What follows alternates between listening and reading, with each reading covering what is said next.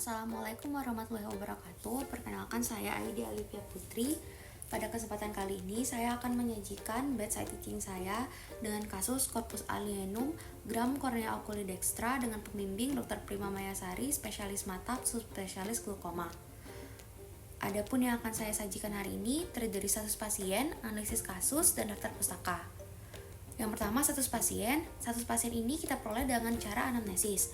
Anamnesis merupakan wawancara medis yang dilakukan oleh dokter terhadap pasiennya untuk memperoleh informasi mengenai kondisi yang sedang dialami oleh pasien, agar dokter dapat menyimpulkan kondisi dan diagnosis penyakit dari pasien tersebut.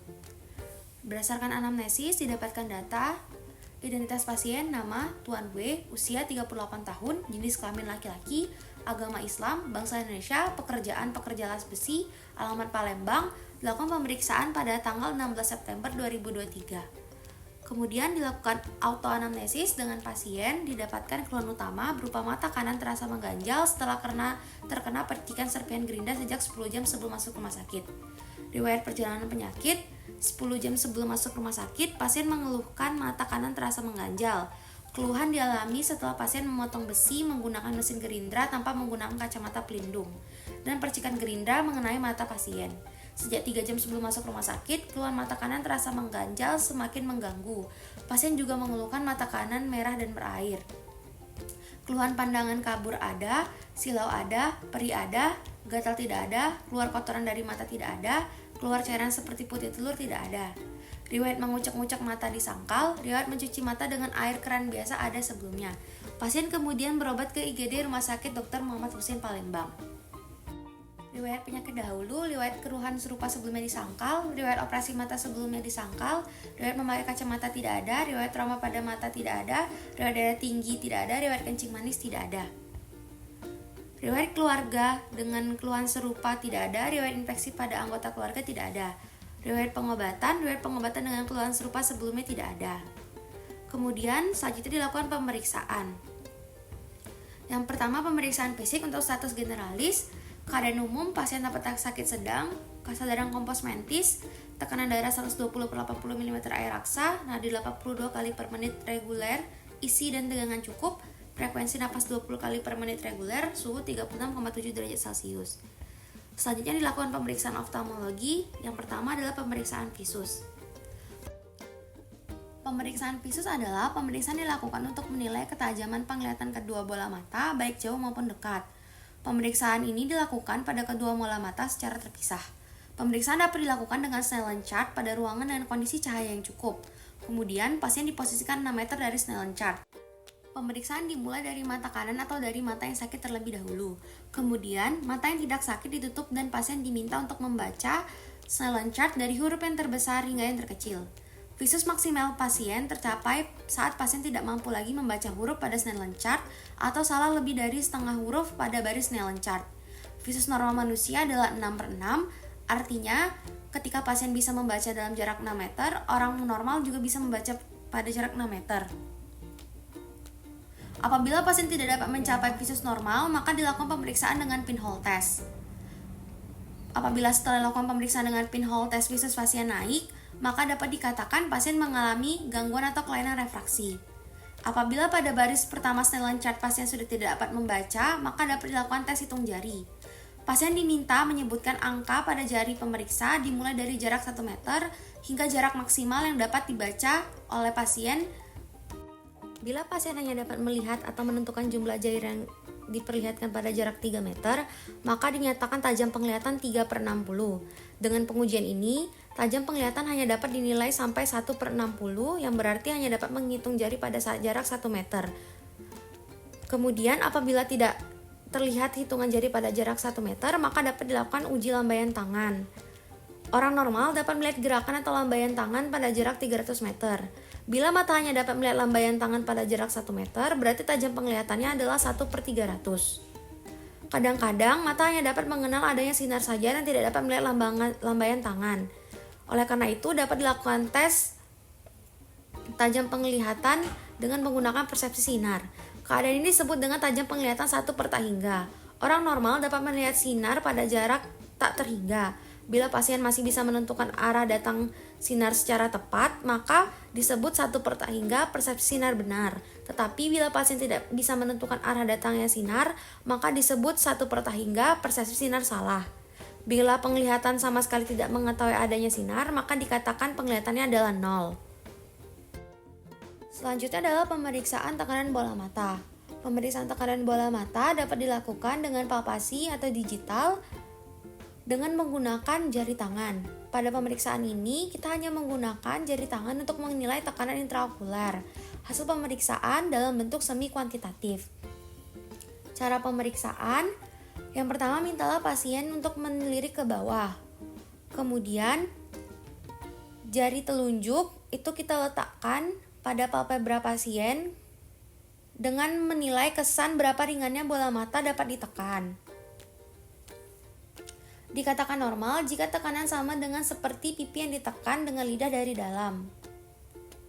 Hasil penilaian dicatat sebagai N+1, N+2, N+3 atau N-1, N-2, N-3 yang menyatakan tekanan lebih tinggi atau lebih rendah daripada normal. Pemeriksaan tekanan intraokular juga bisa dilakukan dengan NCT atau menggunakan non-kontak tonometri. Selanjutnya adalah pemeriksaan kedudukan bola mata. Pemeriksaan ini dilakukan untuk menilai kedudukan bola mata apakah berada di tengah atau ortoforia atau tidak. Cara pemeriksaannya adalah penlight disinarkan setinggi mata pasien di tengah kepala atau pada glabella sebagai sinar fiksasi dengan jarak 30 cm dari pasien.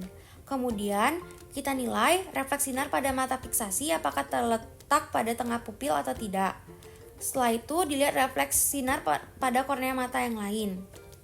Kemudian kita nilai bagaimana kedudukan bola mata pasien. Apakah kedudukan bola mata pasien sama keduanya di tengah? Bila kedudukan bola mata pasien ini sama kedua di tengah, artinya kedudukan mata itu ortoforia. Selanjutnya adalah pemeriksaan gerakan bola mata. Pemeriksaan gerakan bola mata ditujukan untuk memeriksa daya kelemahan atau kelumpuhan pada otot ekstraokuler. Cara pemeriksanya adalah dengan cara pemeriksa dan pasien duduk saling berhadapan. Kemudian pemeriksa meminta pasien untuk mengikuti gerakan ujung jari atau pensil yang digerakkan ke 6 arah kardinal atau 6 arah utama tanpa menggerakkan kepala, cukup melirik saja. Buatlah huruf H yang besar pada udara dengan mengarahkan pandangan pasien ke kanan lurus, kanan atas, kanan bawah, tanpa berhenti di tengah, ke kiri lurus, kiri atas, dan kiri bawah. Berhentilah sebentar pada posisi tangan Anda berada di sebelah atas dan lateral untuk melihat ada atau tidaknya nistagmus. Selanjutnya dilakukan pemeriksaan segmen anterior. Pemeriksaan segmen anterior dilakukan untuk menilai kondisi palpebra, konjungtiva, kornea, bilik mata depan, iris, pupil, dan lensa. Pemeriksaan pada segmen anterior dapat dilakukan dengan bantuan alat berupa slit lamp. Pemeriksaan segmen posterior. Pemeriksaan segmen posterior dilakukan dengan pemeriksaan menggunakan funduskopi. Funduskopi dilakukan untuk melihat fundus refleks, papil, makula, dan pembuluh darah. Dasarnya adalah cahaya yang dimasukkan ke dalam fundus akan memberikan refleks fundus. Gambaran fundus mata akan terlihat bila fundus diberi sinar. Oftalmoskop dapat dilakukan dengan melebarkan pupil. Sebaiknya sebelum melakukan pelebaran pupil diukur dulu tekanan bola mata. Pelebaran pupil dapat dilakukan kecuali bila bilik mata dangkal dengan tanda pupil setelah trauma kepala, implan fiksasi pada iris, pasien pulang mengendarai kendaraan sendiri, dan pasien menderita glaukoma sudut sempit. Teknik: melakukan pemeriksaan dengan menggunakan oftalmoskop pada kamar gelap, memeriksa mata kanan pasien dengan mata kanan pemeriksa, mata kiri pemeriksa dengan memeriksa mata kiri pasien, kecuali bila memeriksa pasien dalam keadaan tidur dan dapat dilakukan dari atas. Pasien dan pemeriksa duduk saling berhadapan. Mula-mula diputar roda lensa oftalmoskop sehingga menunjukkan angka 12 dioptri. Oftalmoskop diletakkan 10 cm dari mata pasien. Pada saat ini fokus terletak pada kornea atau pada lensa mata. Bila ada kekurangan pada kornea atau lensa mata, akan terlihat bayangan yang hitam pada dasar yang jingga. Selanjutnya, oftalmoskop didekatkan pada mata pasien dan roda lensa oftalmoskop diputar sehingga roda lensa menunjukkan angka mendekati 0. Sinar difokuskan pada papil syaraf optik. Diperhatikan warna pipi, dan pembuluh darah yang keluar dari papil saraf optik. Pasien diminta untuk melihat sumber cahaya oftalmoskop yang dipegang pemeriksa, dan pemeriksa dapat melihat keadaan makula lutea pasien. Kemudian dilakukan pemeriksaan pada seluruh bagian retina. Lakukan pemeriksaan pada mata yang satunya. Hasil pemeriksaan oftalmologi pada pasien didapatkan visus oculi dextra 6/7,5 pinhole 6/6, oculi sinistra 6/6, tekanan intraokular P sama dengan N+0, P sama dengan N+0, kedudukan bola mata ortoforia, gerakan bola mata baik ke segala arah, palpebra oculi dextra dan sinistra tenang, konjungtiva oculi dextra didapatkan injeksi, oculi sinistra tenang, kornea oculi dextra fluorescentes positif, tampak korpus allineum gram di parasentral arah jam 4 ukuran plus minus 0,2 x 0,2 mm dengan sidol tes negatif. Pada oculi sinistra jernih, bilik mata depan oculi dextra dan sinistra sedang, iris oculi dextra dan sinistra gambaran baik, pupil oculi dextra dan sinistra bulat, sentral refleks cahaya positif diameter 3 mm, lensa oculi dextra dan sinistra jernih, segmen posterior. Pada refleks fundus, oculi dextra dan sinistra normal, papil oculi dextra dan sinistra bulat, batas tegas, warna merah, normal, CD ratio 0,3, arteri vena 2/3, makula, refleks fovea oculi dextra dan sinistra positif, retina, kontrol pembuluh darah oculi dextra dan sinistra baik. Pemeriksaan penunjang dilakukan pemeriksaan dengan menggunakan slit lamp dan fluorescentes. Ini adalah tampak kedua mata pasien dalam keadaan terbuka, tampak kedua mata pasien dalam keadaan tertutup, tampak mata sebelah kanan dan sebelah kiri pasien, tampak mata sebelah kanan sebelum ekstraksi, dan tampak mata sebelah kanan setelah ekstraksi. Tampak mata sebelah kanan sebelum ekstraksi pada pemeriksaan fluorescentes dengan menggunakan slit lamp cahaya filter cobalt blue, dan tampak mata kanan setelah ekstraksi. Diagnosis bandingnya adalah korpus allienum gram, kornea oculi dextra, keratitis oculi dextra, dan konjungtivitis oculi dextra. Diagnosis kerja, korpus allienum gram, kornea oculi dextra. Tata laksana yang pertama, non-farmakologi, komunikasi, informasi, dan edukasi, menjelaskan kepada pasien mengenai penyakit yang dialami, bahwa terdapat benda asing yang mengakibatkan rasa menganjal pada mata pasien, menjelaskan kepada pasien bahwa akan dilakukan pengeluaran benda asing dengan menggunakan jarum 1 cc, menjelaskan kepada pasien bahwa akan dilakukan bebat tekan yang bertujuan agar proses pemulihan mata pasien dapat berlangsung dengan cepat, dan menginstruksikan kepada pasien untuk tidak membuka bebat yang telah dipasang setelah pengangkatan benda asing selama 8 jam. Menjelaskan kepada pasien untuk memakai pelindung mata saat beraktivitas dan menghindari mengucap mata saat kemasukan benda asing. Menjelaskan terapi yang diberikan, menjelaskan kepada pasien cara menetes obat mata, dan meminta pasien menggunakan obat sesuai aturan pakai. Menjelaskan kepada pasien apabila keluhan bertambah berat setelah melakukan tindakan seperti mata bertambah merah ataupun adanya kotoran, meminta pasien untuk kontrol ke poli 1 hari setelah melakukan tindakan. Menjelaskan kepada pasien pentingnya alat pelindung diri dan meminta pasien menggunakan alat pelindung diri yang aman ketika melakukan pekerjaan sehari-hari. Selanjutnya, tata laksana spooling dengan menggunakan ringer laktat dan povidone iodine 10%. Mata diirigasi dengan menggunakan switch 10 cc berisi 9,5 cc larutan ringer laktat dan 0,5 cc povidone iodine 10%. Saat irigasi, pasien diminta untuk menggerakkan bola mata ke segala arah. Bagian konjungtiva tarsal juga dibersihkan. Ekstraksi korpus allienum, gram kornea oculi dextra, pasien diberikan anestesi topikal pantokain 0,5%. Kemudian dilakukan ekstraksi korpus allienum menggunakan jarum 1 cc. Ekstraksi dibantu dengan slit lamp dengan pengambilan dari arah sentral ke perifer. Bebat tekan. Mata pasien diberikan salep antibiotik spektrum luas, chloramphenicol eye ointment, dan dilakukan bebat tekan selama 8 jam. Farmakologinya, artificial tear, eye drop, sodium chloride 4,4 mg per ml tambah potasium chloride 0,8 mg per ml 1 tetes per 4 jam, oculi dextra, vitamin C tablet 500 mg per 8 jam per oral, levofloxacin, eye drop 1 tetes per 4 jam, oculi dextra. Prognosisnya quoad vitam bonum, quoad functionam bonum, quoad sanationem dubia ad bonum. Analisis kasus. Korpus allienum kornea merupakan suatu keadaan di mana terdapat benda asing pada kornea dan merupakan penyebab kedua terbanyak trauma okular. Korpus allienum sendiri bisa ekstra maupun intraokular. Di ekstraokular tuh salah satunya adalah di kornea. Penyebabnya adalah aktivitas yang beresiko tinggi seperti bekerja pada penggilingan padi, pengelasan, pabrik kaca, pabrik besi, ataupun kurangnya pelindungan pada mata saat bekerja atau beraktivitas, seperti tidak menggunakan kacamata pelindung ataupun helm dengan kaca depan. Cedera pada korpus alienum kornea umumnya cedera ringan, tetapi tergantung dari ukuran korpus alienum, kecepatan masuknya korpus alienum ke mata, ada atau tidaknya proses infeksi, dan jenis benda. Gejala yang ditimbulkan biasanya berupa nyeri, sensasi menganjal atau tidak nyaman akibat benda asing, fotofobia, mata merah, dan mata berair. Pada pemeriksaan akan ditemukan visus bisa normal atau menurun, adanya injeksi, terdapat benda asing pada mata, dan fluoresen umumnya positif.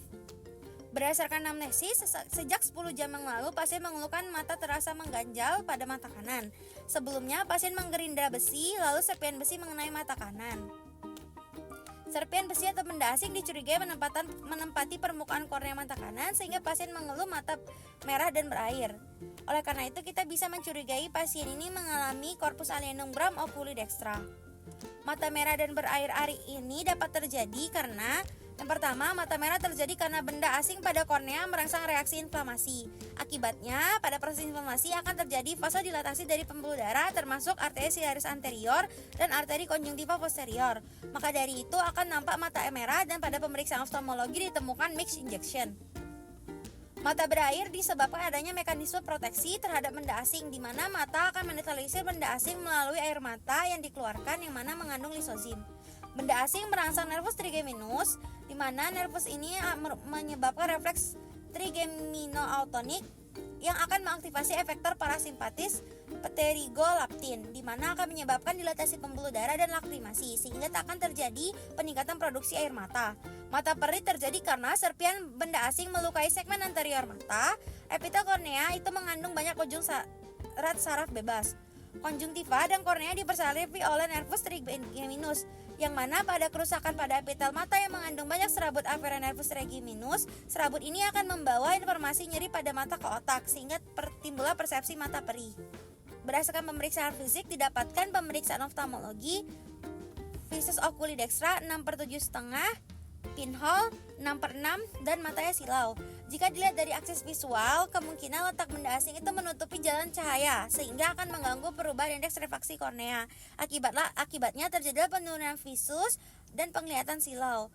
Konjungtiva mixed injeksi terjadi akibat benda asing yang mengenai epitel kornea akan menimbulkan reaksi inflamasi, di mana reaksi ini akan menyebabkan vasodilatasi arteri siliaris dan arteri konjungtiva posterior. Pencarian benda asing dilakukan dengan pemeriksaan slit lamp di mana didapatkan korpus alienum gram kornea oculi dextra berukuran kurang lebih 0,2 x 0,2 mm di parasentral arah jam 4 dengan fluoresen positif dan shadow test negatif. Pemeriksaan fluoresen test dan dilihat dengan menggunakan slit lamp dengan filter cobalt blue ditujukan untuk mengetahui apakah terjadi erosi pada epitel kornea.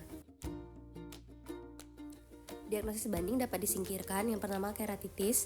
Meskipun terdapat mata kabur, penurunan visus dan fotofobia, tapi pada pasien tidak ditemukan adanya blefarospasme dan adanya sekret. Serta untuk konjungtivitis dapat disingkirkan karena kelopak mata menempel pada pagi hari, kotoran mata, gejala sistemik, kontak erat dengan pasien konjungtivitis, dan riwayat atopi tidak ditemukan pada pasien. Tata laksananya tujuannya untuk mengeluarkan benda asing, mengurangi nyeri atau rasa tidak nyaman, mencegah infeksi, mencegah kerusakan fungsi permanen. Dibagi dua menjadi non-farmakologis dan farmakologis. Non-farmakologisnya dilakukan ekstraksi korpus alienum, spooling pada mata, bedah tekan, dan dilakukan pemberian edukasi. Farmakologisnya pemberian artificial tears 1 tetes per 4 jam oculi dextra, pemberian antibiotik ophthalmic spektrum luas yakni levofloxacin, dan pemberian vitamin C. Ekstraksi korpus alienum dilakukan untuk mengeluarkan benda asing dengan menggunakan jarum 1 cc dengan bantuan slit lamp dari arah sentral ke perifer. Harus dilakukan segera karena mencegah pasien mengucek mata karena rasa nyeri dan sensasi menganjal, yang mana dapat mengakibatkan abrasi dan orasi kornea. Setelah dilakukan ekstraksi akan dilakukan bedah tekan dengan menggunakan salep kloramfenikol. Tujuannya adalah untuk mengurangi rasa tidak nyaman, penghalangan mengurangi gaya gesek kelopak mata terhadap permukaan kornea, dan meminimalkan resiko kerusakan epitel serta mempercepat penyembuhan. tekan. Setelah 8 jam obat tekan bisa dibuka, kemudian akan diberikan artificial tears. Tujuannya adalah untuk membantu proses revitalisasi mata, karena revitalisasi mata itu dapat terjadi dalam keadaan mata yang lembab. Kemudian diberikan levofloxacin eye drop yang merupakan antibiotik spektrum luas. Tujuannya adalah untuk mencegah infeksi bakteri akibat bakteri gram positif, gram negatif maupun bakteri anaerob. Dan diberikan vitamin C. Vitamin C ini dapat membantu meningkatkan sintesis kolagen, di mana vitamin C akan membantu meningkatkan proliferasi sel dan produksi matriks ekstraseluler yang berperan dalam proses penyembuhan epitel kornea. Setelah 24-48 jam ekstraksi, maka dilakukan follow up terhadap pasien. Pasien diminta untuk datang kontrol dan dilakukan pemeriksaan apabila terdapat penurunan penglihatan persisten, adanya laserasi kornea, hipopion, ekstraksi korpus alienum yang tidak sempurna, Seidel test positif, ulcus kornea, benda asing yang tertanam lebih dalam, dan endoftalmitis. Apabila terdapat kondisi tersebut, maka dapat dirujuk ke spesialis mata. Edukasi yang dapat diberikan kepada pasien adalah untuk memakai alat pelindung diri ketika bekerja, melakukan pemakaian obat tetes mata sesuai dengan anjuran, tidak mengucek mata pasca tindakan, memberikan edukasi risiko terjadinya infeksi pada pasien, dan memberitahu pasien bila gejala bertambah berat dan bertambah parah, maka harus segera datang untuk konsul ke dokter mata. Prognosis korpus alienum tergantung berat trauma pada mata dan penanganan yang dilakukan. Pada trauma yang terletak pada permukaan mata tanpa perforasi umumnya memiliki prognosis yang baik. Pada pasien ini, kuart vitamnya karena korpus alienum ini tidak mengancam nyawa, maka bonam. Kuart fungsionam karena pada pasien terdapat gangguan penglihatan, tetapi gangguan penglihatannya itu tidak serius dan masih dapat diperbaiki setelah dilakukan ekstraksi, diharapkan dapat perbaikan dari penglihatan, maka kuart fungsionamnya bonam. Dan kuart sanasionamnya karena pasien ini merupakan pekerja dengan resiko tinggi dan memiliki kepatuhan menggunakan alat pelindung diri yang rendah, maka masih dapat terjadi kemungkinan untuk berulang. Maka dari itu prognosis kuart sanasionamnya dubia ad bonam.